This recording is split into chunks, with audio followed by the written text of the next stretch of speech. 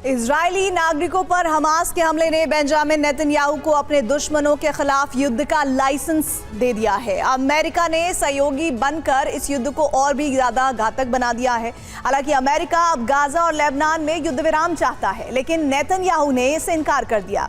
उल्टा इस युद्ध के जरिए इजरायल के विस्तार प्लान को जमीन पर उतार दिया। अब इस प्लान के तहत ग्रेटर इजरायल मिशन को कैसे चरणबद्ध तरीके से अंजाम तक पहुंचाया जाना है, इस रिपोर्ट में देखिए। रिपोर्ट्स के अनुसार इजरायल ने गाजा के बड़े क्षेत्रफल पर नियंत्रण कर लिया है। वहीं इजरायली सेना लेबनान के अंदर घुसकर लितानी नदी के किनारे तक पहुंच चुकी है।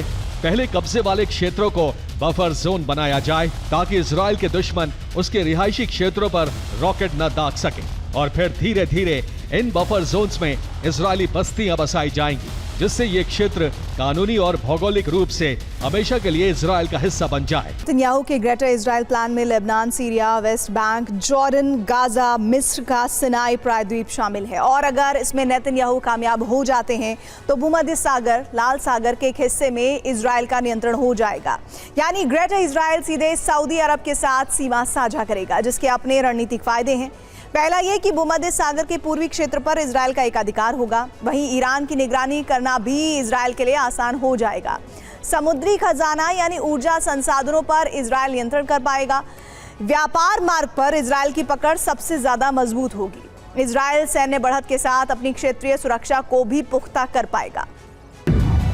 इस क्षेत्र के नियंत्रण में आते ही इजरायल के हाथ खजाना लग जाएगा। भूमध्य सागर के अकूत तेल और गैस भंडार पर इजरायल का एकाधिकार हो जाएगा।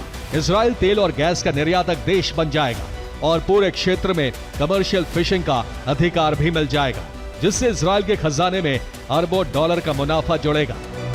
गाजा के मोर्चे की बात करें तो ट्रंप ने भले ही नए गाजा का मॉडल तैयार कर लिया हो, लेकिन नेतन्याहू के प्लान में नए गाजा में फिलिस्तीनी नागरिकों के लिए जगह नहीं है। प्लान इजरायल के संपूर्ण नियंत्रण का है। ये मैप वर्तमान समय का है, जिसमें उत्तर गाजा, गाजा सिटी, देर अल बलाह, खान यूनिस और राफा में जो लाल रंग का 60% हिस्सा इस वक्त आप मैप में देख रहे हैं, इजरायल का कब्जा है यहाँ पर। बाकी हरे रंग वाले क्षेत्र में नियंत्रण नहीं है।